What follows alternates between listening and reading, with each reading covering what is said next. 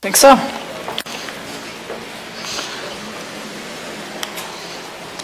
We love you, Pooja! All right. Hi, everyone. My name is Pooja, and for the next 20 to 24 minutes, I'm about to take you on a journey through one of the most interesting and bizarre episodes of American history. Not that way. Okay. So just to give you the TLDR, we're starting off with, we've got a former vice president, a lot of espionage, a little bit of treason, and one of the trials that actually that embodies part of how we think about the Constitution today. The year is 1805. The Constitution is only 22 years old. We're on our third president. There's only 17 states in the Union. The Louisiana Purchase has just happened in 1803, and it doubled the size of this country. I'm going to take you first through the cast of characters, and I will suggest, but not demand, that you guys play a few drinking games. The first will be, anytime Aaron Burr does something that's the worst, everyone should drink, which is basically this whole presentation. That's Aaron Burr to the left. To the right, Alexander Hamilton, a much better person, much handsomer person. On July 11th, 1804, Aaron Burr and Alexander Hamilton had a duel in Weehawken, New Jersey, that killed Alexander Hamilton the next day, July 12th, also killed Aaron Burr's legal career, which, I mean, nobody cares because he was really the worst. But, so Burr at that time was the sitting vice president. So he's Thomas Jefferson's vice president. He goes, he kills basically one of the hottest, best guys in like American history, Alexander Hamilton, Secretary of Treasury, and people are really mad. Like, this was actually a really, really big deal that Burr killed Hamilton. And Burr was indicted for murder in both New York and New Jersey. And he never lived anywhere besides New York and New Jersey. Like, Burr was this orphan, like, kind of a super rich guy who had no idea what to do with money. His dad was the very first president of Princeton College in New Jersey. He went to Princeton when he was like 15 years old. And he just had all this privilege, and he just could not keep money. So when he killed Hamilton and he was indicted for murder, he was not allowed back in New York and New Jersey. So he heads back to Washington and is just like, all right, I guess I'm going to keep being the vice president. Thomas Jefferson, who was the president at the time, prevented Burr from being actually arrested. And so Burr heads back to D.C., and then he hears news from Jefferson that he's like, all right, I mean, I prevented you from going to jail, but I don't want to have basically a dueling murderer as my vice president. I'm going to have a different vice president, so you're out after the next election, which is in 1804. So other things about Burr that you guys should keep in mind during this talk are Burr loved to drink. Like, he loved alcohol, but he was also kind of a lightweight. So anytime that he drank and he was at a bar, people would just have all of this information about him. So like, he would just literally go to random like taverns in New York, New Jersey, like wherever he was, and he just starts sharing tons of information. And he also didn't really have like that many friends because he was the worst. And so, so he would, he only loved his daughter, Theodosia, and literally had very few other friends. So he was constantly at bars trying to share his story.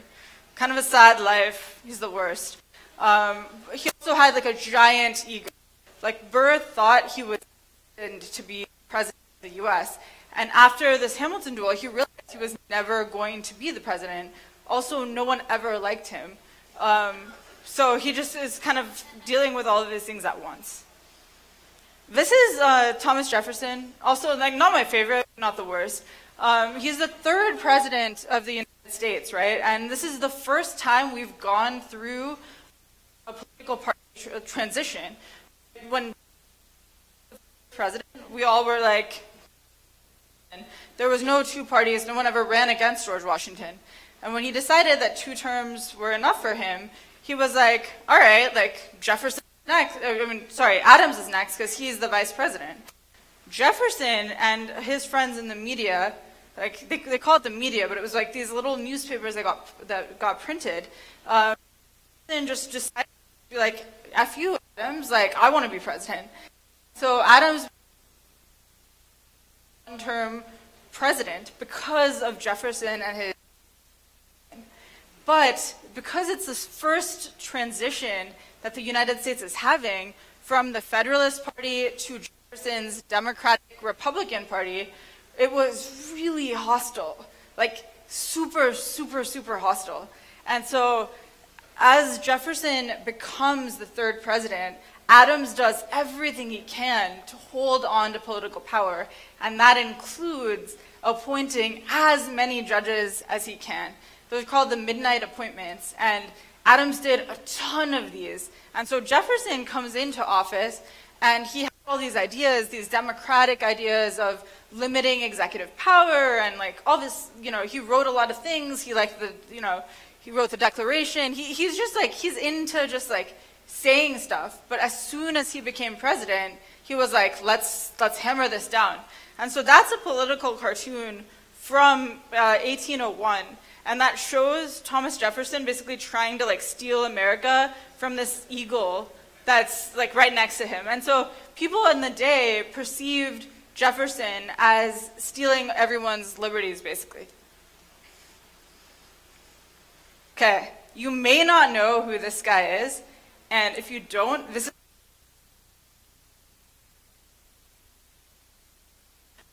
the most awful person. His name is Colonel James Wilkinson, and from 1800 to 1812, ranking officer of the United States Army. He was part of to get taken out as the president of the U.S. of the Army. He's literally the worst person you haven't heard about. So James Wilkinson, in 1803, was named the governor of the Louisiana Purchase Territory, which was freaking huge. So in 1803, when Thomas Jefferson decided to buy Louisiana Purchase, it doubled the size of the United States. I mean, think about that, right? Like, we're not even legal at that time. I think we're 19 years old at the time Louisiana Purchase happened.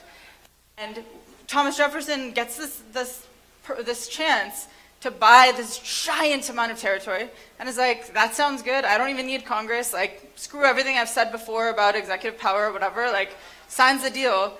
And then he's like, all right, who's gonna be the governor of this thing that's double, like, that's the size of the entire US?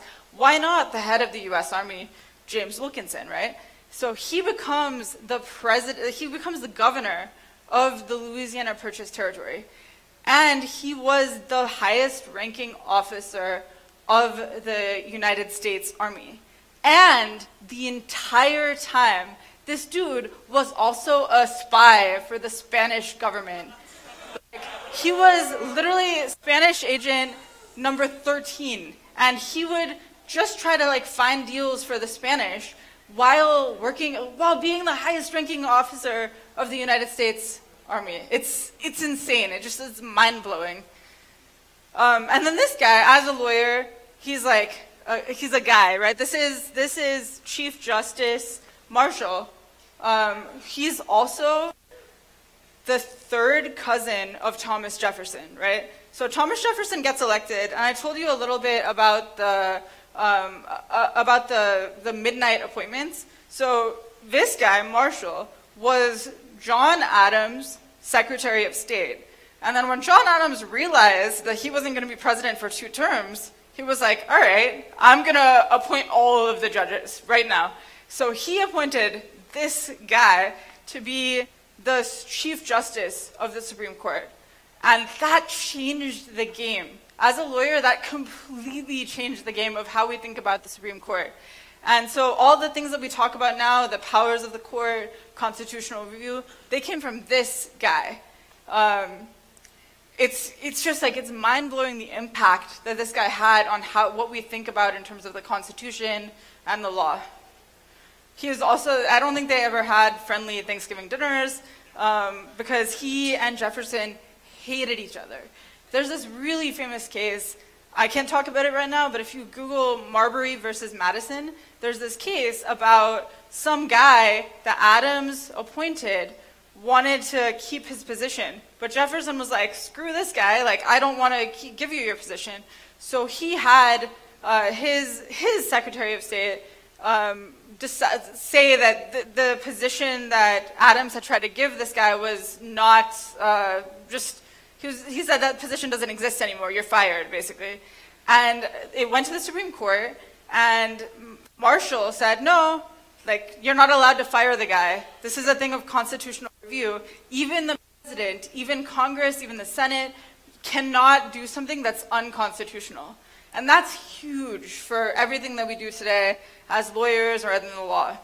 So that's Marshall. Okay, so before we really get into this conspiracy, I want you to think about the map of the United States today. I'm just going to get into this for 1 second. So right here, this tiny piece of land here is what the United States was in 1805. Like, that's it. There was nothing else. So this part, Florida, the rest of the West, California, obviously, was all Spanish. And then this part was British, and this part was just kind of random. It's like Oregon. Literally nobody cared about it in 1805. And the yellow part right here is what the Louisiana Purchase territory bought them, right? So we owned this, technically, we owned that territory, but, and you can see it's more than double the size of what we had before. It's more than double the size of the states as of 1805. And we didn't know what we were going to do with it. Nobody was Lewis and Clark were about to be sent out on this expedition, but nobody knew what to do with the West. And the fact of what America looks like today was not guaranteed at all, right? Okay, so Burr, right? The worst guy. He's also the vice president, right? And that means he's the presiding officer of the Senate. So taking you back to 1805, Burr killed Hamilton July 11th, 1804. And then he gets to still be vice president for a few more months. And he actually presides over one of the first impeachment hearings, which was an impeachment hearing for Samuel Chase, who was like an associate justice. He was kind of like a drunk loser. And so Jefferson hated him and wanted to get his own guy in. But they ultimately did not actually impeach him. But the Congress impeached him. Senate decided to not impeach him. But Burr was in charge of that hearing. And so in March of 1805, when Burr knew that he was leaving, he presides over the last Senate hearing, right? And some people for some reason like Aaron Burr, and he presides over this hearing, and then everyone starts crying because he's like, I've given all in service to the country and all this stuff, and like people just start weeping, like openly weeping. All the news reports from 1805 talk about the open weeping in this time period, right? So Burr can't go home. His home is New York and New Jersey. That's where he's lived his whole life. That isn't Washington. And he's under indictment for murder. So if he shows up to New York or New Jersey, he can't just have like a chill Thanksgiving dinner. He's literally indicted for murder. So he's going to have to stand trial. So he decides like, well, I can't go there, can't stay in D.C. because Jefferson hates his guts. So he's like, all right, I'm going to go west. First stop is Tennessee. First person who takes him in and has this giant party is Andrew Jackson. Andrew Jackson loved dueling. Like, he was obsessed with dueling, and he was like, Burr, like, this is so unjust, so unfair that you have to hide because you're dueling, because like everyone duels, it's like cool to do. And so Burr got thrown this massive party. It was one of the biggest parties to happen in Tennessee in the year of 1805. So Andrew Jackson said, like, we're going to have this big party at Andrew Jackson's house, which is called the Hermitage, and they throw this massive party. And at the party, Burr starts to get this idea, like, people in the West love me, they don't mind that I'm dueling, like, everything seems fine in the West, so maybe I should become the emperor of the West, right? And there's a lot of drinking happening, there's a lot of moonshine, there's like a lot of stuff happening in Burr's mind, but he gets a hero's welcome in the West. So he thinks, the Louisiana Purchase just happened, it's technically owned by the US, but I could be the president of it, I could be the emperor of it, like whatever. And he's thinking these ideas, right? And he meets up with James Wilkinson, who's literally the worst, right? Like James Wilkinson is like probably the worst person that you've never heard about. He's like Dr. Evil of like being the worst person in American history. And Burr starts talking to Wilkinson. They start having these conversations, and Wilkinson is like, yeah, like I'm the governor of the Louisiana Purchase. You could probably totally take it over and it would be fine. Like nobody would care. Like let's do this. And so they start talking. And Burr makes a tour of the entire American West, right? Burr's just like, this sounds great. Everyone loves me. I love everyone. Like, this is, you know, like, let's make s'mores. Let's do, like, American West things. And Wilkinson's like, that sounds great also. We don't know the specifics because these plans were actually hatched out over drinking and, like, in these random bars in the West and these boarding houses.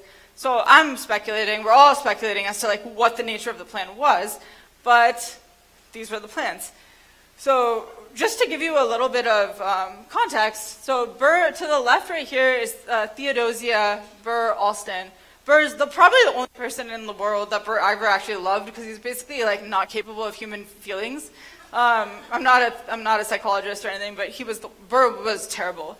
And he loved his daughter. His daughter was married to the governor of South Carolina, Joseph Alston. So those two basically like fundraised Burr's weird campaign. And then these are other people that Burr really liked. So Burr, even though Burr was born rich, he was terrible with money. So he got money from his friends. And then this is kind of the area, it's hard to see here, but this is the area that Burr was thinking of in terms of his headquarters, right? Like he was thinking of Blennerhassett Islands, which is off of Kentucky. He wanted to use that as his headquarters. And Burr told people that were trying to help him that Burr was trying to do something against the Spanish that would help the Americans. So Burr just lied to literally everyone because he's the worst person. So Burr lied to his supporters, and he said that he wanted to help the U.S. get into the Spanish territory, which he obviously was not trying to do. He was trying to have his own country. And so he rallied all these like Westerners with these like weird hats and everything, and he like rallied them on Blennerhassett Island in Kentucky, right? And he tells them that the U.S. wants this. Like, he has secret orders from Jefferson. He has all these secret orders to start waging war against the Spanish.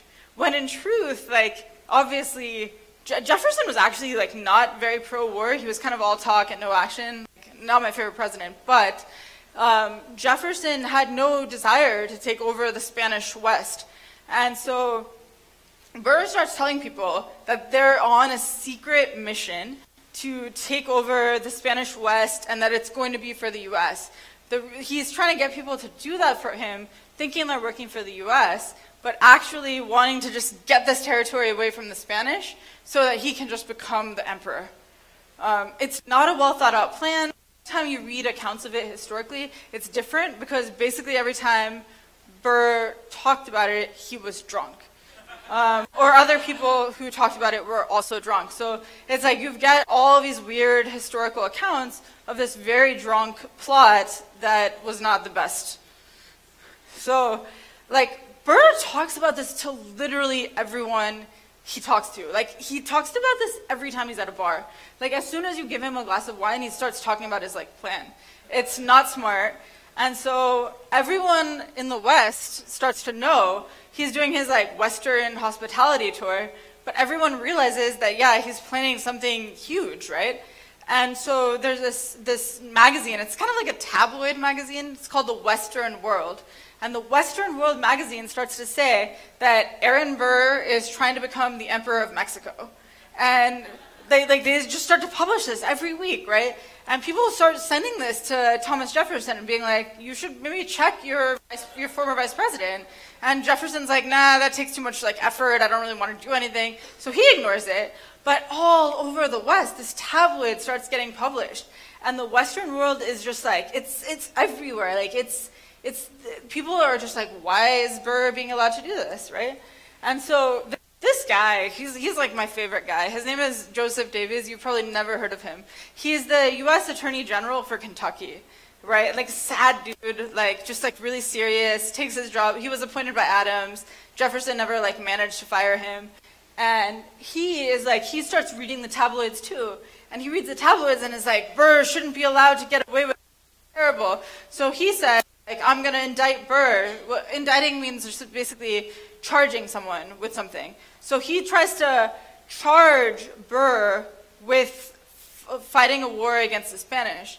And this is in he does it twice actually. So he charges Burr in some random, I gotta look, but I forget the name, in some random city, Lexington, I think, in Kentucky, a weird city, Kentucky. And he's like, this can't go on. I've been reading into the papers. We should do something. And after Jefferson ignores him for 2 months, he's like, I'm gonna indict Burr. So he tries. So to indict someone, especially back in those days, you have a whole grand jury come in, and then they say, all right, this person did something. There's enough evidence of a crime, and then they indict the person formally. And so poor Joseph Davies tries to indict Burr 2 times.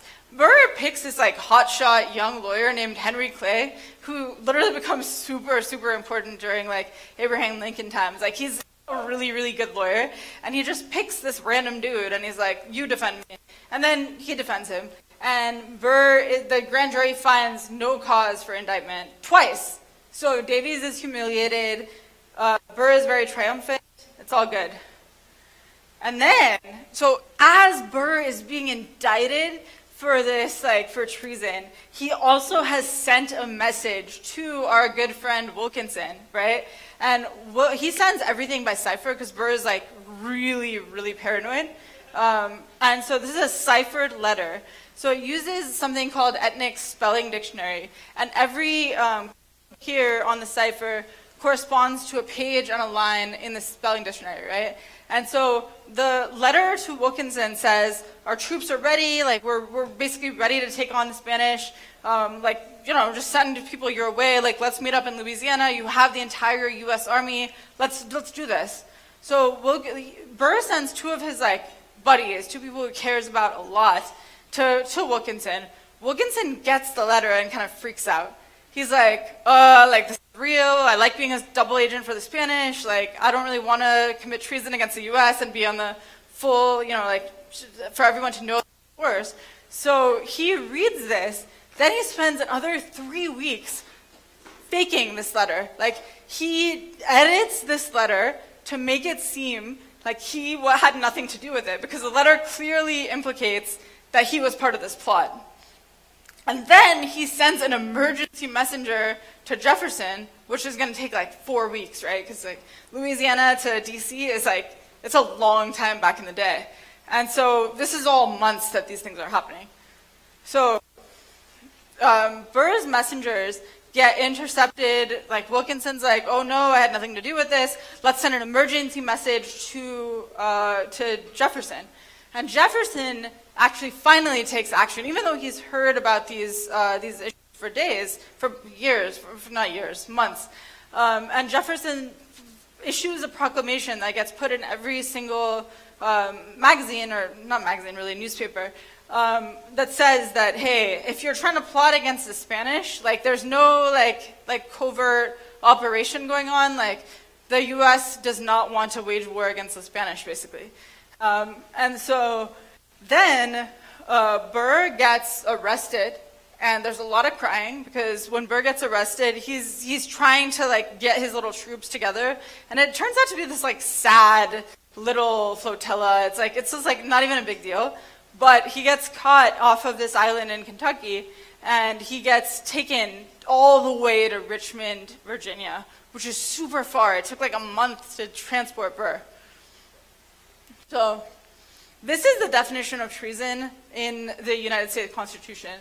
So treason requires you to have two witnesses to the same overt act, and treason is defined as only levying war against the U.S. or adhering to their enemies, giving them aid and comfort. So it's actually like, now we think about treason as having a pretty broad definition, and that's mostly because of the aid and comfort part. But back in the day, it was a pretty narrow definition of treason compared to what the British had used when we were like British colonies. And so this case was a U.S. Supreme Court case against Burr's two buddies that delivered the message to Wilkinson. Both of them were tried for treason and also acquitted because Chief Justice Marshall, who's Jefferson's third cousin, was like, nah, like there's no evidence of an overt act of treason. Okay. I'm like kind of speeding through this so I can talk to you about the trial, which is like the coolest trial in American history, or like one of the top 5 of like 18 to 1820. Like it's no, it really is. Like it's pretty cool. So so this is the trial, right? Like we're in Richmond, Virginia. Thomas Jefferson decided not to even show up to the trial because he's like, nah, like this will get resolved without me, but it wasn't going to, because it just wasn't. So Burr is in like, quote unquote jail, but he's so bad at being in jail because Richmond, Virginia just built a new jail, basically like this awesome hotel and stuff. And so Burr's like, nah, like jail's too like lame. Like I don't really know about this. And they were like, okay, like you can stay here at this really cool hotel. So Burr got to do that. And then Wilkinson was the U.S. government's chief witness, right? They were like, because Jefferson was kind of lame, and all his prosecutors bought into Wilkinson's version of events, which is that like Wilkinson was somehow aware of Burr making this plot, but didn't have anything to do with it, which is like not the truth, right? And so during the trial, the grand jury, there's this thing called the grand jury, they look and they investigate all the evidence on their own. And back in the day, they were bored. There's like no TV, there's no like internet, you can't like look on your phone. So once they had the grand jury sitting there, they just started to look through all the evidence, even before the witnesses came. So for the 2 months of looking at evidence, they realized, like the grand jury themselves, the guy's name was Edmund Randolph, he's like, he's kind of related to the people in Pocahontas, so you might have heard that last name, Randolph. He's like a big guy in Virginia. It was very important during the Civil War. But Randolph and the rest of the grand jury realizes that Wilkinson has been faking the cipher letters, right? They realize that he's been deleting those letters to make him not seem involved. And they're like, and Wilkinson isn't showing up for like weeks. And his lawyers keep saying that Wilkinson isn't showing up because he's too fat. Like they literally say, well, like a man of his girth, like those are the words they use, a man of his girth requires extra accommodations to travel, which is like literally kind of like worst excuse. But so, you know, they wait and they wait and they wait, and they finally shows up. As soon as he shows up, the grand jury says, hey, what about these like ciphered letters that you faked? And he admits to everything. He's like, yeah, I just deleted it because those things seemed unimportant. It's like a really big deal. And so then Burr gets indicted, but ultimately Justice Marshall says, based on this narrow definition of treason, which is the only thing you've charged this guy with, based on that narrow definition of treason, I don't think he legally did it. And so he tells the jury they can only look at these 5 pieces of evidence, and they're all circumstantial, and so Burr gets off, which to this day, everyone is like, I mean, this guy had a flotilla, he committed treason, but like, you know, like he gets acquitted. And Jefferson was so mad about this. Jefferson actually had Meriwether Lewis, you know, from Lewis and Clark.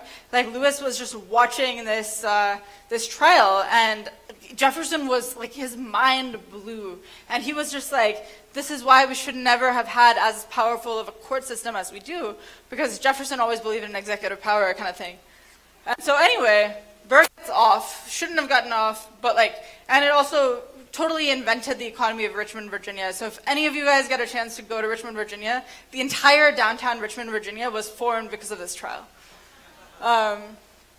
So real quick, what happened after Burr like got acquitted? To the left is Burr's daughter, to the right is Eliza Jumel. Burr's daughter, Theodosia, who had given him a ton of money and just like always believed in him. If there's any one good thing about Burr, it's probably how close he was to his daughter. She was named the most educated woman in New York. He spared no expense at getting her school, and he was like a good dad, I guess. And so Burr leaves. I'm not a Burr fan, obviously, but Burr leaves after the trial because he's gotten all these debts, right? Trying to like get his stuff together to commit treason, and so he sneaks off to Europe in like a burlap sack, like literally Game of Thrones style burlap sack. Just like he's taken to a boat. He goes from a boat to Virginia. He lands in London, and then he keeps getting all these debts because he's literally the worst at money. Like he's not good with it at all. And so he goes to London. Then he's in Norway. He's in Sweden. He's like in all these weird places in Europe. And then he finally gets back to New York to see his daughter. And it's the year is 1812, right? There's all these like pirate problems, and the entire time that Burr has been gone, he sent letters to his daughter because he says that's his legacy. That's going to explain why he had the duel with Hamilton, like why he's really kind of a good guy, all this stuff. He sends it all to his daughter, and he doesn't keep a copy. And so she goes from North Carolina to meet him in New York the day he gets back, and she's on a boat, and the boat's never found again. So we don't know if it's shipwrecked, if there's like pirates, we have no idea. But she died at some point. She was never seen again in 1812. And then Burr just tried to kind of, like his memoirs were dead, his only loving relationship was gone. Kind of a sad time for him. But being Aaron Burr, like Burr decided to start his own law practice. He did mostly like shady stuff, like as he would. He had this little practice on the corner in New York. And then in like the 1820s, he found this woman, her right here, Eliza Jumel, and she was like 20 years younger than him, and she fell for him somehow, even though he looked like what I showed you the picture of. Like he's not a good looking, but they were together, and he just starts spending her money because he's not good with money, right? Like terrible with money. And she's like, dude, this is not working for me. I want to file for divorce. Never happened during that time, right? Like super rare for the woman to file for divorce against the dude. But she finds a good divorce lawyer, right? And then the year is 1833. It's like, all the stuff we talked about happened in 1805. So 1833, she files for divorce from him, and she says that he was having an affair with a housemaid, which he might have been. He hooked up a lot with people. But guess what? So the same day that the divorce was finalized, Aaron Burr actually died because he was shocked. And guess who her divorce lawyer was? Alexander Hamilton Jr. So Hamilton's like third son was his divorce lawyer. So kind of like I like to say, like in the end, even though Burr killed Hamilton, Hamilton's son kind of killed Burr because like he died that day. And it was awesome. So that's my talk. You can catch me I'm actually talking about the Burr conspiracy theory on the Travel Channel December 7th. This show is called like Lost Secrets of the American West. Follow me on Instagram, or you can email me, and I'll be right there if you have any questions.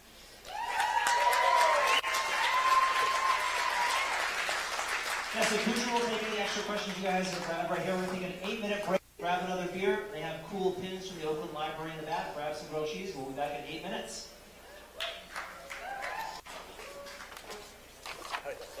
Yeah.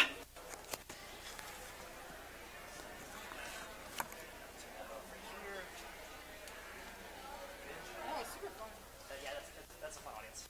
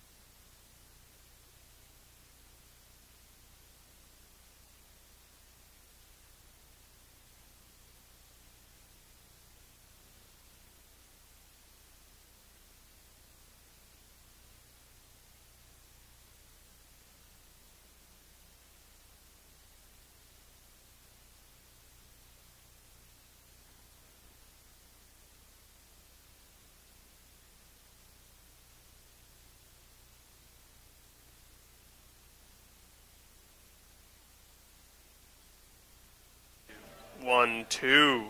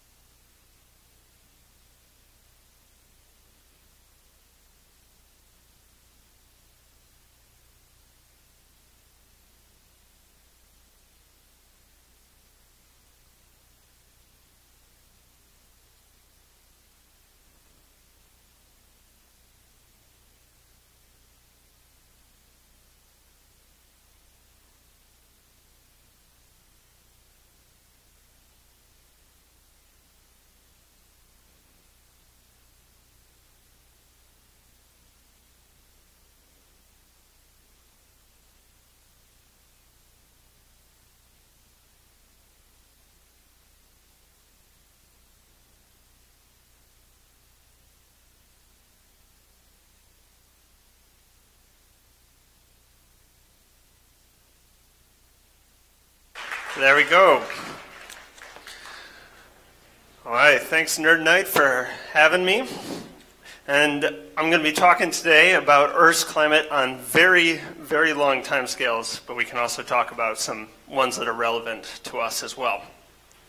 So I'm a geologist, which means that I spend a lot of time going out in the field and looking at rocks and learning what they tell us about ancient environments.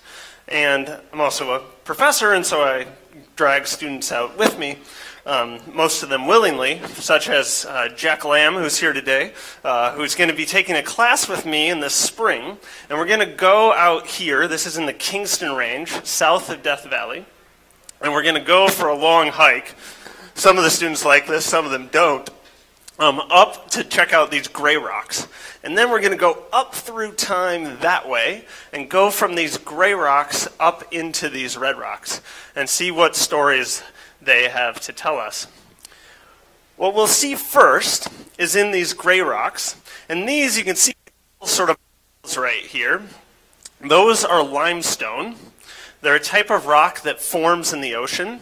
And Jack, when he goes out there, he's really there, I'm not making him up, will have learned in class that the type of environment where that limestone forms is a place like this. There, that image is of the Bahamas. You can see that warm tropical water, and that's just the place where this type of rock, where you have calcium come together with carbon in the form of carbonate, and they precipitate out into this rock. And this is actually the way that the Earth, on a long time scale, locks up carbon. It's the long-term carbon sequestration program of the Earth is in a place like that in the Bahamas, making limestones like that. So we'll be walking up through that section, going uphill, and moving from these gray rocks, warm tropical water, and then up into the red rocks, which are like this. Now here, what we see is really fine-grained mud that was accumulating on the seafloor, and then this big rock that's out of place. Now, this might look kind of unexceptional to you. You just say, that's just a rock. But to me, seeing this big boulder sitting in this fine mud tells me that ice used to be there. And that an iceberg taking a boulder had went out into the sea, melted out, and dropped in this boulder. So here we have this transition, walking through those gray rocks, where it was warm and tropical, up into those red rocks where they tell us that ice sheets had been here. And so, of course, us in the field, once we catch our breath from doing that big hike, we'll start to ask bigger questions. So we went from this tropical to this glacial environment. When did this climatic transition happen? Where did it happen? And why did it happen? So what we see, both through going out and looking at rocks, and also through putting into action our most sophisticated model of Earth's climate, is that there are 3 stable climate states on Earth. Now the one we're living in, and that we're most familiar with, is this one in the middle. So here I'm showing the result of a climate model where it got to this stable state. This would be a finite ice cap glacial climate. So I'll call this a glacial climate state. So today we have a ice sheet on Antarctica, and there's also a thick ice sheet that's on Greenland, and those grow and decay. There's also time periods when Earth has no permanent land ice. If you go back where the Arctic and the Antarctic, there's no significant ice, it's much warmer. There's also in a climate state where the Earth is full on in a snowball, where there's Greenland, Antarctic-like ice sheets at all latitudes, where the Amazon today would be under multiple kilometers of ice. And those happen once in a while, thankfully not too often. So often when people think about Ice Age, or if you go see an animated feature called Ice Age, the Ice Age that's being referred to is this type of Ice Age. It was a long time ago. To me, I generally think, oh, that's not that long ago. But that's because we're thinking about these long time scales as a geologist. But if we go back 18,000 years ago, it was the last glacial maximum. Here we're looking at North America. Here's the extent of the ice sheet today on Greenland. But if here, 18,000 years ago, Chicago's covered by ice, New York's covered by ice, Boston's covered by ice, Montreal's under a few kilometers of ice.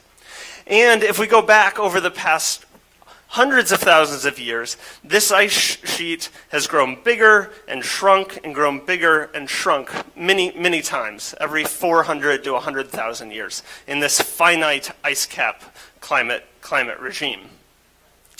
Now, if we went back not 18,000 years, but to the Earth 50 million years ago, dinosaurs have already gone extinct, going into the age of the mammals, but it is still hot, hot, hot.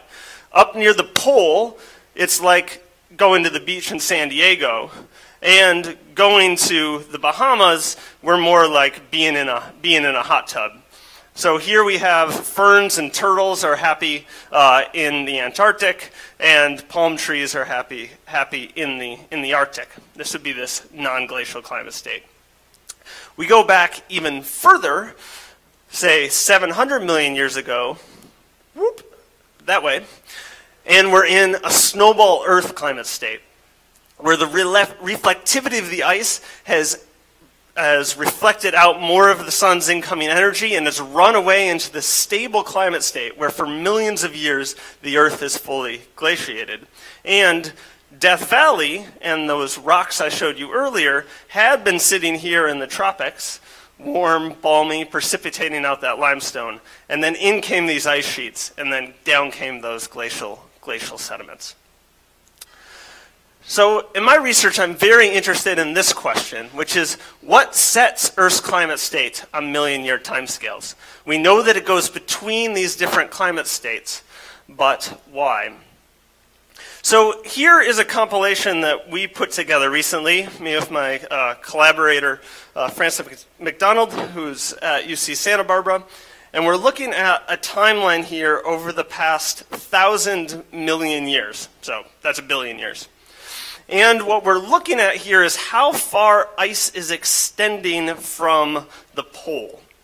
So here today, we have this Antarctic ice sheet extending from the pole, and that's giving us this blue bar right here. But you can see this gap of time is a non-glacial climate, no permanent land ice. Then we go into another glacial period, then non-glacial, then another glacial period. Here are these snowballers. But if we look for the most part, about 75% of the time, we're in this non-glacial climate state with no sort of permanent ice sheets. So we're in a relatively cool climate in the long-term history of the Earth. We've built a lot of infrastructure related to our climate the way it is, such as the sea level being where it is, but we're in a relatively cool climate. So in terms of this question, what sets Earth's climate on million-year timescales? Well, we have a pretty good sense of that. That has a lot to do with how much carbon dioxide is in the atmosphere. We're super good at reconstructing how much carbon dioxide has been in the atmosphere for about the past million years, because it gets locked up as ice bubbles in ice, or as bubbles in ice. It's much harder to do going further back, and this data is pretty noisy. But here I'm showing this so that low CO2 is up, so that we see this general pattern that when it's cooler, there's lower carbon dioxide, and when it's warmer, it's higher. Today, we've crossed the threshold of around 400 ppm. You go back into this period, you have periods where it's up into the thousands. So a short answer to this could be carbon dioxide in the atmosphere is what sets Earth's climate on million-year timescales. But what sets that? So this is a typical cartoon of the modern-day carbon cycle where there's lots of little boxes, arrows going this way, lots of carbon going between different reservoirs. For example, 120 billion tons of carbon going into and out of plants every year. This vector, 8 billion tons of carbon added from fossil fuels. And then this little dribble from volcanoes, about 0.1 billion tons. But that little dribble is what I really care about. There's lots of, in understanding the carbon cycle, it's important to understand how much is going into marine biomass, terrestrial biomass, etc. But if we're talking about on million-year timescales, we're interested in CO2 sources into the whole Earth's surface and CO2 sinks. These sources are through volcanic emissions, long-term outgassing of carbon that's down deep in the Earth. So that's providing carbon dioxide to the ocean and atmosphere system. And then the CO2 sink, Well, it's through this process called silicate weathering that I'll explain. It's connected back to that long-term running carbon sequestration program that was those rocks precipitating out of seawater in the Bahamas. So here is a rock in a mountain. This is actually in Oman. And these are rocks that are particularly rich in calcium. When it rains, carbon dioxide is dissolved in that rainwater, interacts with these rocks, and chemically dissolves some of them, sending their constituent parts into rainwater that then gets delivered to the ocean. In this case, notably, a lot of calcium.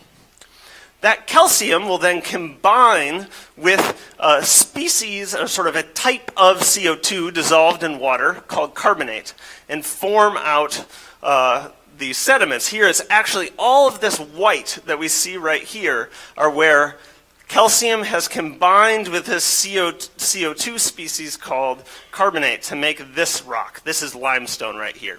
So basically we have CO2 plus rock gives us another rock plus another rock.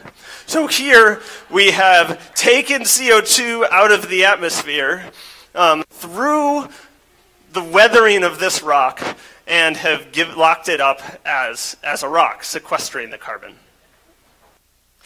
Okay, so here, if we were increasing our CO2 source to the ocean and atmosphere system, and we didn't have a way to increase the blue arrow with it, you would just accumulate more and more and more, and we'd be in a runaway greenhouse like Venus. In contrast, if we could just, if we decrease that, let's say there weren't as many volcanoes, and we didn't have a way to decrease the sink, very soon you would strip out all of the CO2 out of the atmosphere, and we'd go into a snowball Earth time and time again. But what actually happens, we think, is that when CO2 sources increase from volcanoes, again on long time scales, that increases atmospheric CO2. That makes it so there's more CO2, it's also warmer, there's more rainfall, and so you can have those reactions that take that calcium out of the rock happen more readily. And so that the blue arrow will balance the red arrow. Okay. This one's a little hard to wrap our heads around, but basically that blue arrow is equal to the red arrow. Our CO2 sources are equal to our sinks. And if we have a planet where we have a lot of those rocks that are able to sequester carbon, and they're exposed in places that are warm and wet, and where those elements can be stripped out of them, Earth's atmosphere can exist at a lower CO2. We'll call that a high weatherability planet. So on Earth today, here's an estimate of modern CO2 consumption through this process of chemical weathering. Here, where we have brighter colors, where it's red, there's more CO2 being pulled down from the rocks. Now this is relatively slow, but it matters on these long time scales. And you'll see there's a lot of these red and orange and yellows in this region, these Southeast Asian islands, where we have Indonesia and Papua New Guinea. And so about 70% of these fluxes derive from this little bit of the land. So this is a real hot spot for this geological carbon sequestration program. So why is that the case? So here's a map. This is Australia, this is Papua New Guinea, and this is Indonesia. It's sitting right here on the equator. Here we're looking from the South Pole to the North Pole with the equator here, and I'm showing how much rainfall there is. The tropics are by far the wettest place on Earth and the warmest place on Earth. That means that those rocks up in mountains can have those minerals dissolve out of them much more readily. And here we have a bunch of mountains. Here, every little red triangle is a volcano. And those volcanoes are actively colliding with Australia, building steep mountains. These are wild, rugged mountains in Papua New Guinea. And these steep mountains in this wet place are then made of rocks with a really high carbon sequestration potential. There's lots of calcium. And we think that this is a significant region for pulling down carbon and making it so that Earth is in its current glacial climate state. So we had this idea and we wanted to figure out how to test it. Is this type of process where you have these volcanic rocks with lots of calcium colliding into steep mountains in the tropics, can we say that that makes Earth cool through time? So working with colleagues, we tried to develop a database. Where are the places where these types of collisions, where we built these types of steep mountains, where did that happen through time? And it's happened a lot, but over a long time period. So here we're looking at places where this happened. For example, in the Appalachian Mountains about 460 million years ago, you had a situation much like in Indonesia and Papua New Guinea today, where you had these types of volcanoes colliding in the first phase that made those ancient eroded mountains, where people like Jefferson and the Blue Ridge Mountains hung out when they weren't abdicating their duties to protect the Louisiana Purchase. Okay, so one of the things that I really like to do is to try to figure out how the continents have moved through time and do a better job reconstructing that. Here we're about 100 million years ago, and we're coming up to a present day that's going to look just about now, but then we're going to snap back. So here we are, we're looking at 500 million years of continents moving through time. This one's North America here. It's in the tropics now, up to around its position. It's now leaving behind the United Kingdom right there, up, and now we're at it again. So here, it's a continual process to try to build up geographic reconstructions, but we have a pretty good sense of how things were moving for the past 500 million years. So what we want to be able to do is say, when were that type of mountain building, the type that I indicated by these lines back here, where were these different mountains built? At high latitudes or low latitudes? Okay, so here are two snapshots, so it's not just a continually moving movie. Let's look at this one first. This is North America right here. It's in tropical latitudes, straddling the equator. And this orange line shows that it's a Indonesia, New Guinea type mountain building event happening right here in the tropical rain belt. There's a lot of these orange lines right on the equator, and it's in a glacial climate. Here, there's a lot of orange lines. Asia's being built up by a lot of these types of collisions, making these types of mountains. But they're happening at relatively high latitudes, out of this tropical rain belt, and we're in a non-glacial climate. Okay, more plots, but you know what this one is now. This is when we're in glacial periods and non-glacial periods for the past 500 million years. And this is looking at how these peaks in mountain building, building these type of mountains through time, where we collide a volcanic arc with a continent. So you could see maybe there's some match between them, but there's a lot of peaks here, and there's just a few peaks here.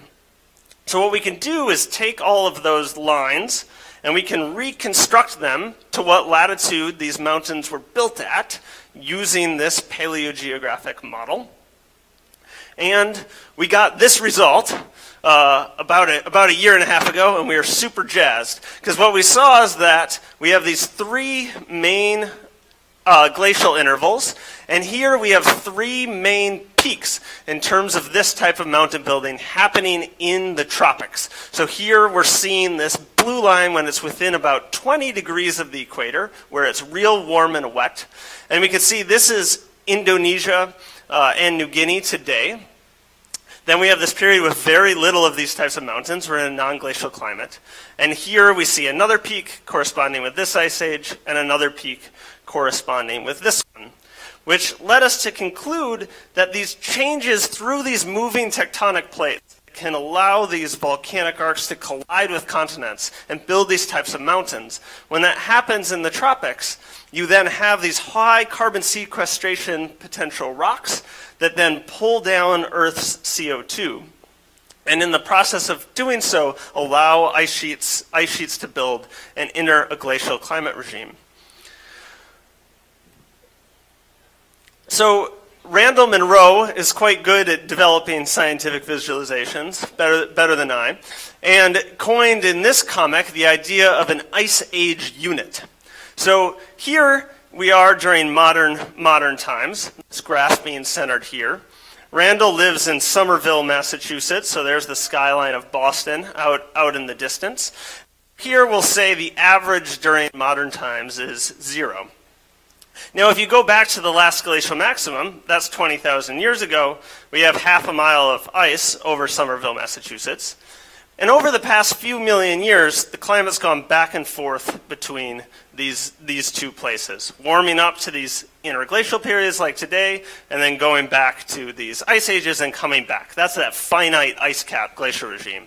Every once in a while, something happens on Earth. We're still trying to figure out what, though we think it's related to these processes I've been talking about, that kick Earth into this snowball state. If we went back to that 50 million years ago, the tropics are like a hot tub scenario. That's over here, where we're sort of 9 degrees warmer average global temperature. Sea level's about 200 meters higher. There's palm trees at the poles. So that's 2 of these ice age units in Randall Munroe's parlance here. This is where we are today. Business as usual emissions scenarios put us at about 4 degrees of warming by the end of the century, and that's where his question mark is right now. And this process I've been talking about, this long-term Earth carbon sequestration program, will eventually take the emissions that humans emit that push us up towards here, and will pull it back into the climate we are today. But eventually means eventually, and in this case, that's about a sort of 200,000 year timescale. So it is these sinks, these geological sinks, that will eventually take this perturbation of burning fossil fuels and pull it back down, returning to Earth being in its sort of steady state of carbon. But it takes a while. And even though we're in an unusually cool climate, it's a climate that we as a species have been inordinately successful in and have built up a lot of infrastructure. So this process that I've discussed, where we have these minerals that react with CO2 and water to form another mineral that's locking away that CO2, those can happen and can be sort of forced to be accelerated. So there's multiple ideas for doing that. One is to inject CO2-rich fluid into these types of rocks. So that would be the in situ way to do it. The other way is the ex situ, where you mine huge amounts of these rocks, crush them up, and spread them around on fields and on beaches. However, doing so is a very massive endeavor, which we can talk about more if you wish during questions, but it would involve, say, taking the sort of purest, most highest carbon sequestration mineral, extracting it from mines, and spreading it out on the scale of all of California by a few centimeters in order to pull down enough emissions for 1 year of human emissions. So it'd be easier to leave hydrocarbons in the ground, and would be a good idea to do so. And with that, I'll take any questions.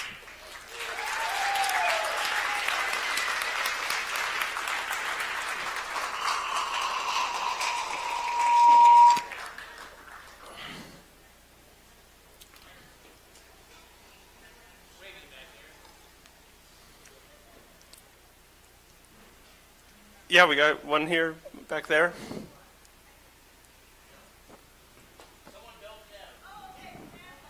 Yeah, go for it.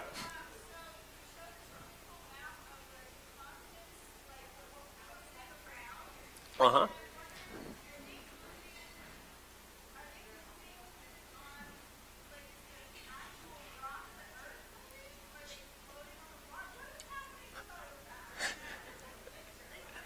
Yeah, so that is, we're seeing, yeah, so the question is, what is making continents move through time? And it's because they're riding upon tectonic plates, and particularly some of those tectonic plates are sinking back into Earth's interior, and in the process pulling the continents along for the ride. Sometimes those continents crash into each other, like India's crashing into Asia, making the Himalaya Mountains. But there's places where plates are spreading apart, and then places where they're ducking back under. Yes. Yeah, yell. You were first. Yell at me.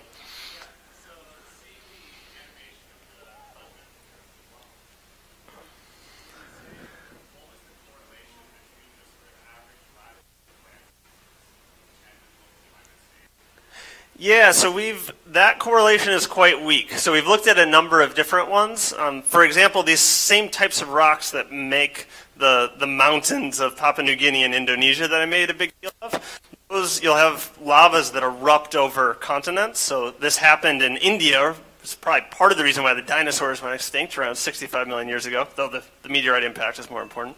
But those sort of covered the continent and a lot of these same rocks that have high carbon sequestration potential.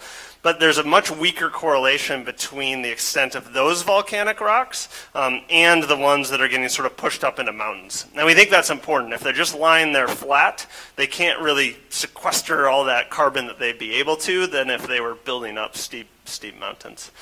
So that correlation is weak, whereas the one I showed is strong. Yes?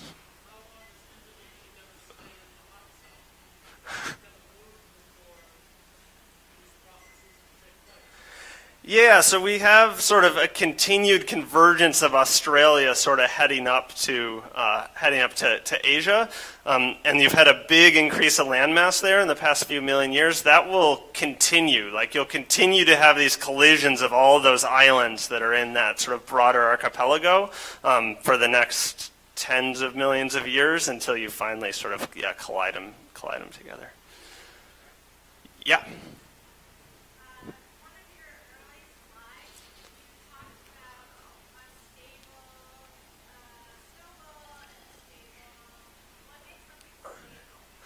Yeah, so stable in the sense that it can stay in that state for sort of tens of millions of years. So it's sort of, like the unstable state, we sort of showed it with that little ice cap on top, like sort of Antarctica today.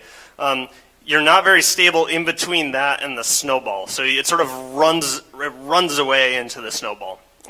But yeah, so it's stable until things change, like the continental configuration change, and that takes a very long time. So sort of tens of millions of years stable. Yeah.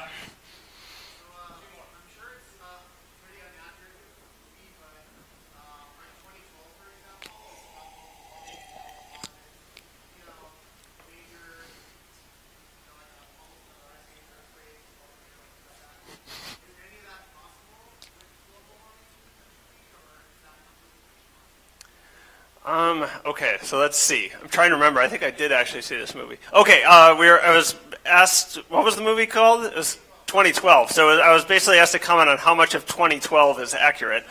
And a lot went down real fast.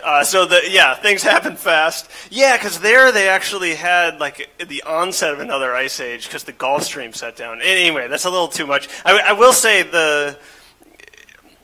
it's certainly, and here as people not very far above sea level right now, considering the sort of overall sea level effects, right? There's a whole host of sort of consequences associated with a warming climate, some of which we're sort of experiencing in our present condition as relates to, longer fire season, for example, which I guess does lead to maybe movie-worthy apocalyptic scenes in some patches. So, yes, there's certainly effect. Yes, go on.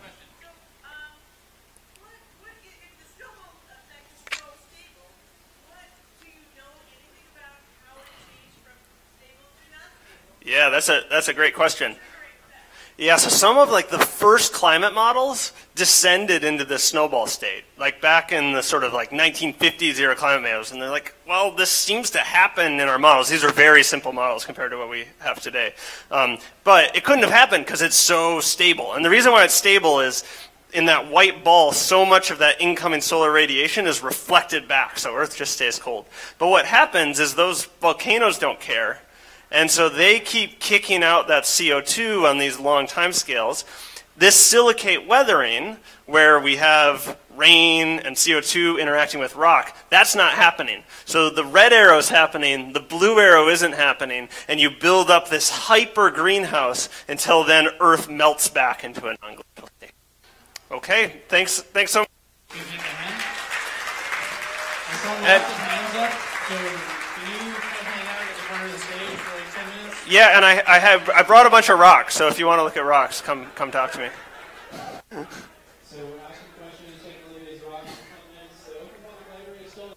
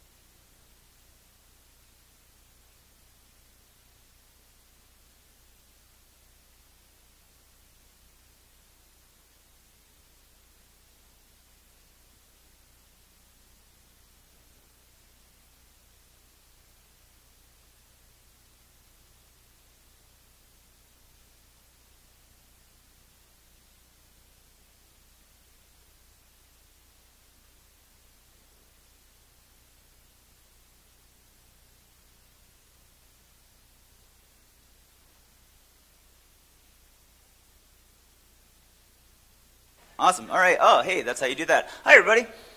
Hi, my name is Danny Horn. I'm here to talk to you about dangerous toys, and I'm going to start with the Thing Maker, which is a crafts kit that was made by the Mattel Toy Company starting in 1964. If you're not familiar with it, you might know it as Creepy Crawlers, which was the name of their first and most popular kit. I've actually got one here with me, which I am not going to demonstrate for 3 reasons. Number 1, it takes too long. Number 2, it smells really bad. Number 3, I'm afraid of it. But this is how it works. It's a toy that lets you make your own little rubber toys.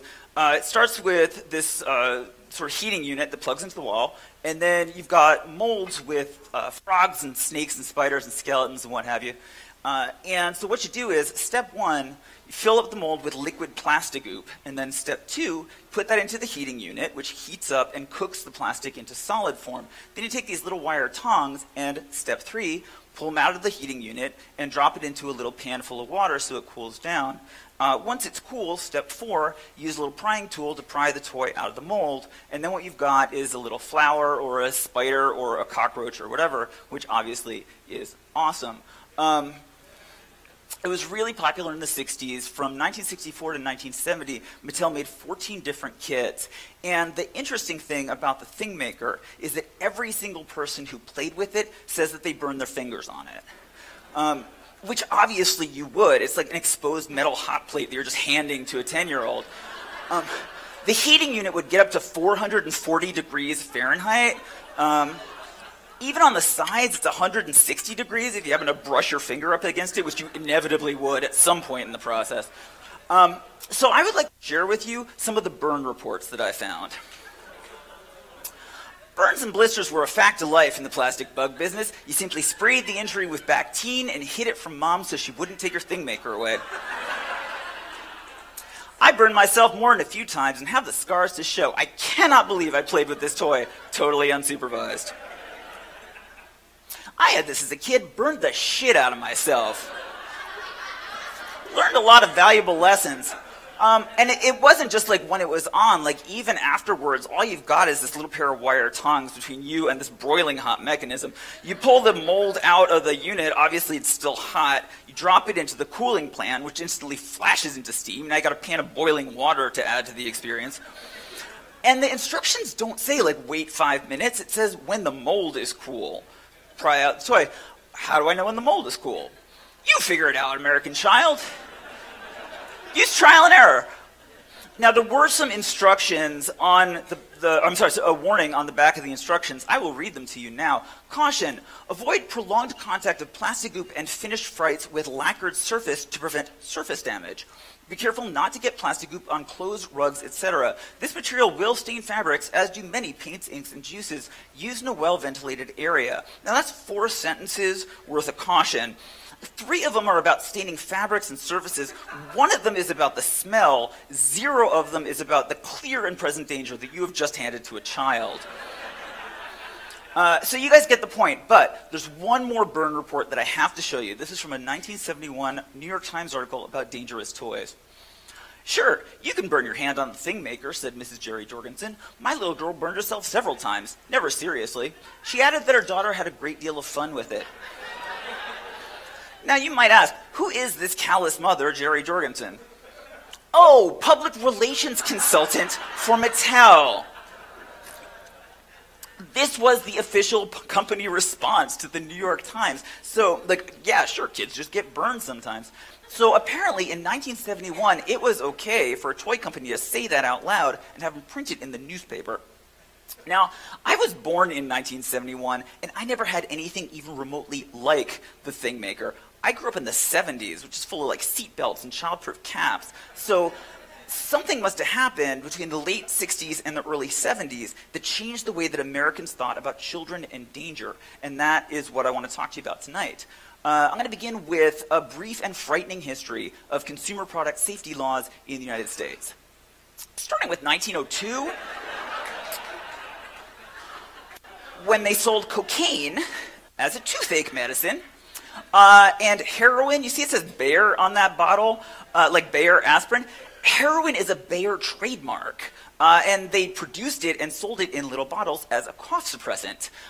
In the early 1900s, they were just starting to develop modern chemistry techniques as well as modern manufacturing and packaging and distribution, but they didn't know what anything did, and they didn't do any pre-market testing, so this stuff would just go out on the market. So here's Dr. Harvey Wiley from the US Department of Agriculture. In 1902, he was very concerned about the preservatives that food companies were putting into their packaged food. And so he was a very smart scientist and real good at publicity. So he created this experiment where he recruited 12 strong young men from the Department of Agriculture, and they promised to eat all of their meals together for a year. And at each meal, one of the dishes would be spiked with one of these preservatives that they were worried about, like, for example, formaldehyde, which they were using at the time as a preservative for milk. Turns out, in a couple of years, who knew? Yeah, they all get sick. And because this was such a publicity-friendly experiment, people really paid attention to it, and it helped to build support for the Pure Food and Drug Law, which they passed in 1906, which, as you can see, cut down on the use of cocaine. We never had a problem with cocaine again. The problem with this law was it didn't affect like elixirs and cure-alls and quack medicine. Like, for example, Radithor, certified radioactive water. For real, actual radium-infused water that they sold from 1918 to 1931 as an energy drink. There was a high-profile death in 1930, rich guy who drank it a lot and died of terrible bone cancer. So they took it off the market in 1931, but that wasn't enough to get anybody to pass a new law. That had to wait for 1937 and elixir sulfanilamide, which caused kidney failure. Like 100 people died. They had to do a nationwide hunt to get the bottles off the shelves. And so then in 1938, they passed the Federal Food, Drugs, and Cosmetics Act, which established a new government agency, the Food and Drug Administration, or the FDA, so they could take care of this, which was great. 1952, this was a problem. They had developed sweaters made out of this new brushed rayon that was really like soft and comfortable, and people really liked it. If it got anywhere near a spark, it just went up in flames right away. They called them torch sweaters or exploding sweaters. And if you were one of the 100% of people who smoked in 1952, this is going to be a problem for you. So in 1953, they passed the Flammable Fabrics Act, and then in 1960, the Hazardous Substances Labeling Act, which said if you got something dangerous like gasoline or poison, you got to put a label on it so people know what's in it. Great. So none of this had anything to do with toy safety, but starting in the mid-60s, it passed 3 laws that related to toy safety. 1966, the Child Protection Act, 1969, Child Protection and Toy Safety Act, and then 1972, the Consumer Product and Safety Act. Now, you might be wondering, why'd they have to pass 3 laws in 6 years about the same thing? This is the story I will tell you. I'm going to begin with 1913 and the erector set. A.C. Gilbert was an engineer who created this really cool building toy called the erector set. You could make a lot of really complicated machines and interesting structures. It was very popular, and so then Gilbert went on to produce a whole huge line of different kits and really became kind of a pioneer in child harm. His kits included in 1919 the Gilbert soldering outfit, which gave people a red-hot soldering gun. And then in 1920, the Gilbert glass-blowing kit. The instructions offered hours of fascinating and instructive fun. Like, for example, do you find that when the glass becomes nearly red-hot, it bends easily? American child holding red-hot glass with your bare hands. And then 1950, I swear to you that this is real, the Gilbert Atomic Energy Lab. It came with a real working Geiger counter, a cloud chamber, and then 4 jars of uranium-bearing radioactive ore samples, which kids could test out. There was a warning in the instructions, and it said, after a while the radiation might wear off on your ore samples, so just write to the Gilbert Company, we'll send you more. A.C. Gilbert wasn't the only person trying to hurt kids in the 50s. There were also satellite jump shoes, which are these terrifying machines. They're these huge springs held between 2 metal plates, and you kind of strap your kid to the top one, and you send them outside and play. The box says it's like walking in space, except Earth has gravity, and you are made of tender, breakable child flesh. Also in 1959, I love these. This is Mattel, the Derringer belt buckle gun. It's a little toy gun that you pack with blasting caps and a rubber bullet, and you attach it to your belt buckle. Bad hombres come along, they say, you know, reach for the sky, like they got the drop on you. What are you going to do? I'll tell you what you do. You push out your stomach, bang! Problem solved. So this is just ridiculous, obviously, and apart from, like, the obvious insanity of it, like, that's blasting caps, like, right in the belt buckle area, which is not where you want them. But nobody really paid that much attention until the deadly ducklings of Easter 1965. These were like real little ducks that were killed and stuffed and then sold to people to put into kids' Easter baskets. And it turned out that the duckling skins were contaminated with salmonella and the stuffing had been sprayed with an insecticide. And right after that, people found out about jaquirity beans from the Caribbean, which are these little beans, super toxic. If a kid swallows one, they could die. And folks discovered that the toy companies were using them as the eyes on stuffed animals. So people finding out about both of those around the same time inspired them to pass the Child Protection Act in 1966, which said that it was actually an amendment to the Hazardous Substances Labeling Act, said if you have an item for a child that's made of a hazardous substance, then you're not allowed to do that anymore. So that was great, but like a lot of the toys, like the Thing Maker, like that's not made out of hazardous substances. It's just this inherently dangerous design. So that is not the end of that story at all. A thing that parents were concerned about in the 60s were war toys. There's a big buildup of U.S. troops in Vietnam in 1962 and 63, and the toy companies responded by taking all their old World War II toys and painting them green and then selling them as jungle warfare toys. And parents were kind of understandably concerned that the toy companies were basically just training their kids to go fight and die in Vietnam.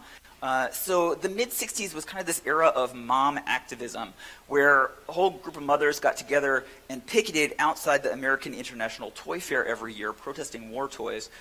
This really picked up steam in 1968 with the assassinations of Martin Luther King Jr. and Robert F. Kennedy. So by the end of '68, Sears announced that they just were going to take toy guns completely out of their Christmas catalogs. The trend actually got so bad that in 1969, Hasbro rebranded their signature soldier toy, G.I. Joe, into The Adventures of G.I. Joe. He wasn't a soldier anymore. He went to space, he went under the sea. They didn't get G.I. Joe back into uniform until 1982.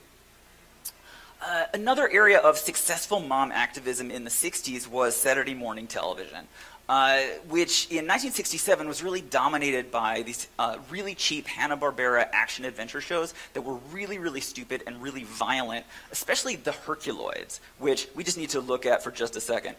The Herculoids is an action-adventure drama about a brave family of space barbarians who fight a ceaseless battle to keep their bleak, featureless planet free of culture and technology. You got mom, dad, and the kid, and then sort of this posse of alien space pets, and in every episode, some intruder would come down to their terrible planet, and the Herculoids would kind of stomp into action and just beat the hell out of them until either they died or they ran away. And so in 1968, when they were starting to look at TV violence, they found that actually the Herculoids is one of the most violent shows on television. Somebody needed to put a stop to this, so in 1968, 3 housewives from Newton, Massachusetts got together and formed an organization called Action for Children's Television. Now, for the young people in the audience, housewife is a word that people used to use to describe what we would call women. This is it's the only picture of them that I have from the 60s, and they're surrounded by a gaggle of their kids. Anytime anybody talked about Action for Children's Television, and it was very influential, they always said housewife and they always said mother, which is annoying. But that was actually their hook. Like, that was how they got attention, that it wasn't a political advocacy group. It was just moms who wanted better stuff for their kids. And so one of their big early successes was they got all those Hanna-Barbera action shows off the air. By 1969, all of them were canceled, and the Herculoids was replaced with Scooby-Doo, Where Are You? For folks who know, Scooby-Doo, it's a mystery adventure sitcom about 4 hip teenagers who travel around the country in a van called the Mystery Machine, where they're talking Great Dane Scooby-Doo. And in every episode, they approach some desolate tourist attraction, like an old hotel or a broken down gold mine or an abandoned circus or something. And everywhere they go, they would find a monster, like a ghost or a phantom, which is a kind of ghost, or a vampire or a mummy or a snow ghost, which is also a kind of ghost. And at the end of the episode, they would unmask the monster, and it would turn out to be like Uncle Philip or that nice archaeologist that we met. And they're trying to scare everybody away because they're trying to smuggle jewels or start a rival circus or whatever. So in contrast to the chaotic, violent world of the Herculoids, Scooby-Doo offered sort of a rational, comforting world where there's no such thing as monsters. There's just people that you trust who are dressing up as monsters because they're committing a crime and they're planning to murder you. So by the end of the 60s, we got rid of the Herculoids, we got rid of the war toys. Everything is probably fine. Okay, maybe not. This is Edward M. Schwartz. He was a product liability lawyer who became a national expert on dangerous toys. And he wrote a book with the amazing title, Toys That Don't Care, which was kind of like the unsafe at any speed for tricycles. Schwartz's way of kind of gaining attention and publicity for the cause was just to pile example on example, like the Etch-a-Sketch, which I'm sure you know is a drawing toy. You sort of twiddle the little knobs to draw pictures in aluminum dust behind a screen. When it was introduced in 1960, the Etch-a-Sketch, it was a plate glass screen instead of plastic. And so if you drop it, then you've got broken glass plus aluminum dust. So there's that, and then the Star Trek rapid-fire tracer gun, which shot a continuous stream of sharp little plastic discs straight into your sister's eye. And then these toy tunnels, which kind of unaccountably were popular in the late 60s. Kids just liked crawling through this tunnel of like incredibly cheap and unbelievably flammable material. But like the Thing Maker, remember the Thing Maker? Totally got a pass in 1968 because it turns out there was other stuff that was worse. Consumer Reports for Christmas 1968 did a big report on electric toys where they tested out the Thing Maker, a bunch of other toys. This is what they found. Thing Maker, as I told you, 440 degrees in the heating unit. Johnny Toy Maker, which is Topper's knockoff version, 550 degrees in the heating unit. So that's the more badass version, obviously. And then the castrate metal cassette set 800 degrees in the heating unit, which, correct me if I'm wrong, I think that's how hot it is on the surface of the sun. So finally, they piled up enough examples that in 1969, they passed the Child Protection and Toy Safety Act, which put the FDA in charge of regulating dangerous toys, which is fine. They didn't really do anything. Mostly the FDA just wanted to talk to toy manufacturers and sort of encourage them to do better. Their big success for 1970 was that they persuaded Ohio Art to replace the plate glass screen with plastic. So that was great, but it's kind of the only thing they did. And 1970 is when lawn darts started coming into the public consciousness,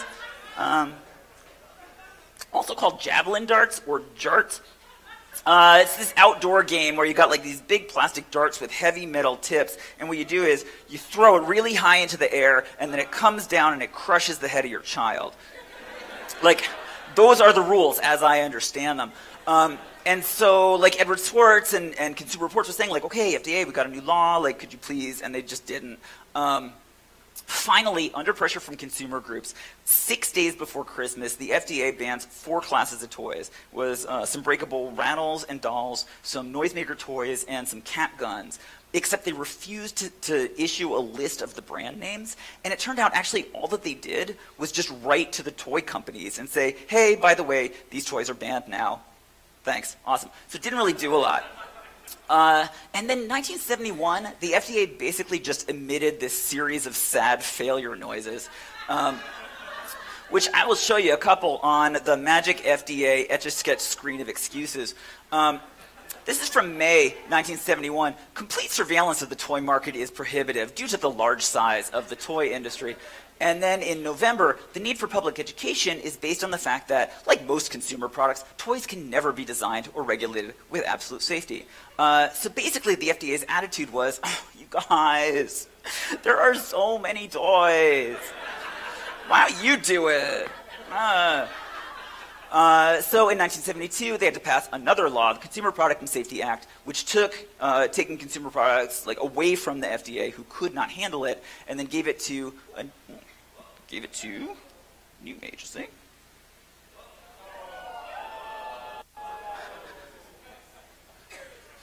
You're going to enjoy the next slide, I promise. It's going to be real good.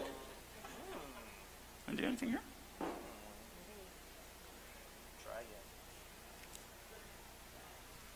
What do we got? Sort of. Yeah. Can I direct your attention over to? Yeah, everyone watch on that screen for a while. All right, we're going to have fun doing that. So, took away from the FDA. There we go. Thank you so much. All right. I did nothing. Absolutely nothing. Me either. Awesome.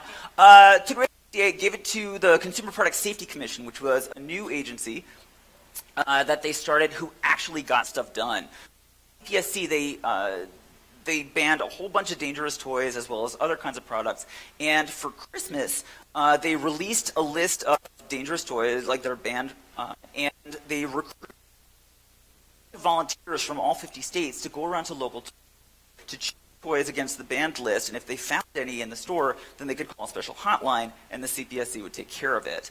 And it really worked. Like, they got a lot of dangerous stuff out of kids' hands. Like, for example, their own toy safety buttons. In 1974, which they had to recall because it had sharp edges and lead paint and clips that could be broken off and swallowed. I don't know who called that into the hotline. But that is basically like the CPSC in 1973. That is when they started to really get like the 1970s that I remember was sort of the safer world that I grew up in, which is great. But I just want to say a word about the 1980s and how they ruined everything. Starting with Halloween.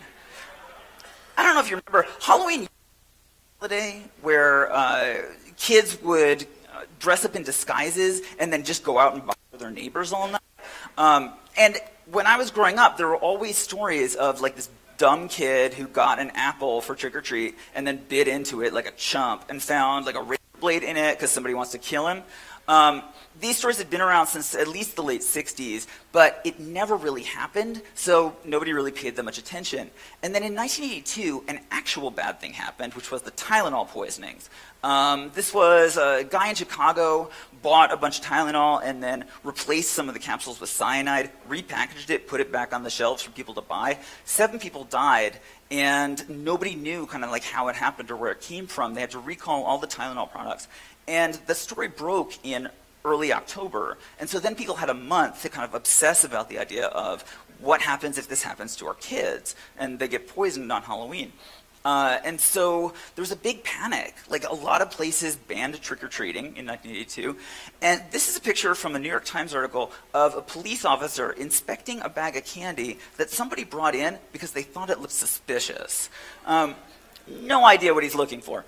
Like I said, this stuff never, ever happens, and I'll tell you how I know. If you want to hurt random strangers, the thing that you don't do is stand on your own front porch and then hand poison to a neighborhood child in front of a group of witnesses so that when the kid gets sick, they could just like follow the trail of candy wrappers right back to your door. Like, I'm not trying to give advice to murderers or anything. It's just bad protocol. But once these stories start, it's hard to get them out of people's heads. And then 1983 was when they started to say that the role-playing game Dungeons and Dragons was teaching kids to worship Satan. And then there was this like 10-year panic about this vast imaginary conspiracy of Satan-worshipping child pornography kingpins masquerading as nice little old ladies who ran daycare centers. Total nonsense, but once that got into people's heads, like, that also never goes away. So here's where we are as a civilization. You're worried that your neighbor is just waiting for the harvest festival, for the opportunity to murder your child for no reason other than to be randomly and pointlessly evil. Our kids are safer now, like way safer than they have ever been in history. And we don't feel safer because we stopped trusting other people. Why? I'll tell you why. Because since 1969, we have been teaching kids that the scariest thing in the world is an adult that you thought you could trust. Ladies and gentlemen, this has got to stop. Thank you very much.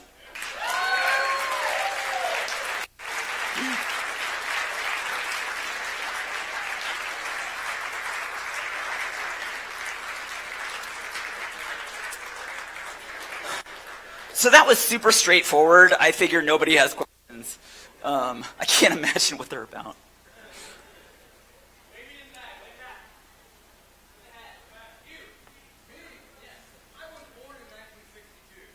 Right.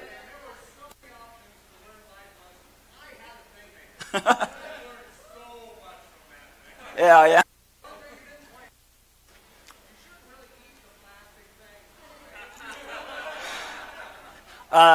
I've been asked to repeat the question, so I'm going to... gentleman back there, he's older than me a little bit. He had a thing maker, burned the hell out of himself, also apparently ate a lot of the liquid plastic goop, which nobody told him to. I was actually wondering, like, kind of, okay, we're going to have questions. I was wondering, like, what happens if, like, basically this just becomes time for everybody to tell me about their childhood injuries? Like, you know, I can still feel the Playmobil figure lodged in my throat. Like, just how bleak is this going to get tonight? Let's find out.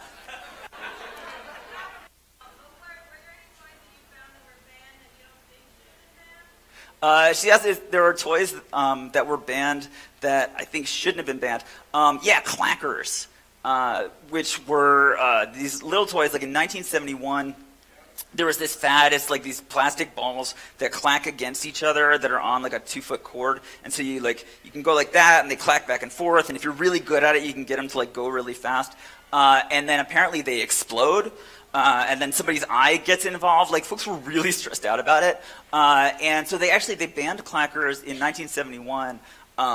And like, they sort of seized a bunch of shipments. There's actually, my favorite Wikipedia article is about this. Please go and look up clackers. It's on Wikipedia. The case is something like U.S. versus articles consisting of 50,000 cardboard boxes, more or less, each containing one pair of clacker balls. They didn't know who the shipment belonged to, so they just like arrested the boxes. And that is the court case. I've played with them. They never exploded for me. There's a kid on YouTube, this really smug kid who like just stands there and does it for 8 minutes. A kid that I hate. I couldn't do it. But so yeah, that's the one where I think they kind of missed out. Anybody else? Yes.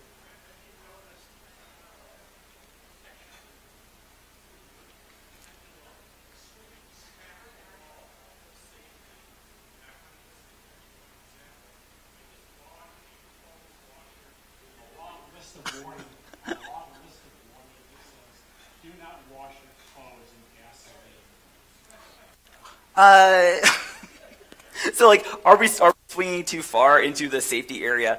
I want to say yes just to be cool, but actually, like, I'm really glad that we don't have, like, I'm glad that my clothes don't explode.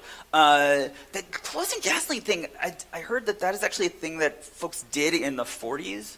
I think that's sort of how dry cleaning works. And they had to do, like, public awareness campaigns that said, don't wash your clothes in gasoline.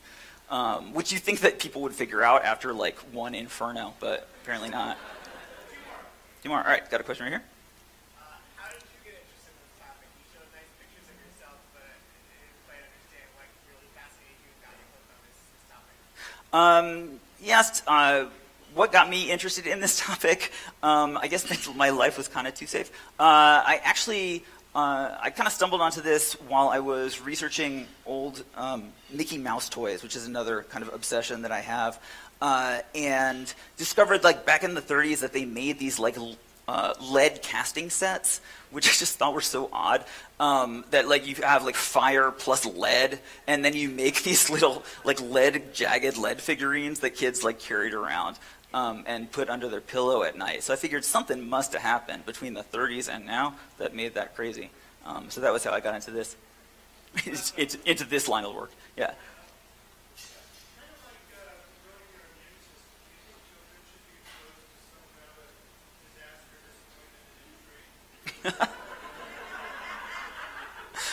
He says, like, do I think, like, as with your immune system, like, would it be better to expose kids to disaster and injury early in their life? Absolutely, I do. Like, actually, it definitely concerns me when I see stuff like, you know, a mom is pulled in for questioning because her, like, 8-year-old was walking to the park alone, and folks like called Child Protective Services, that definitely does make me a little bit worried, because I know that I wandered around alone a lot as a child, and if they pulled my parents in every time I did that, like they never would have been able to do anything else. All right, thank you all very much. I did see one last time by the bar, and there might be some more questions, so Danny's going to be around.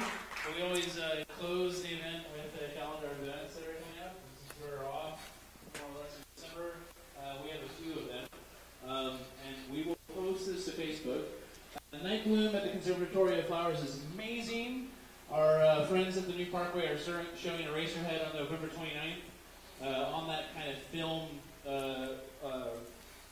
walk. There's Lost Landscapes by the Pellingers at the Castro Theater. This is really a unique look at kind of San Francisco history. East Bay Science Cafe is on Knox in December.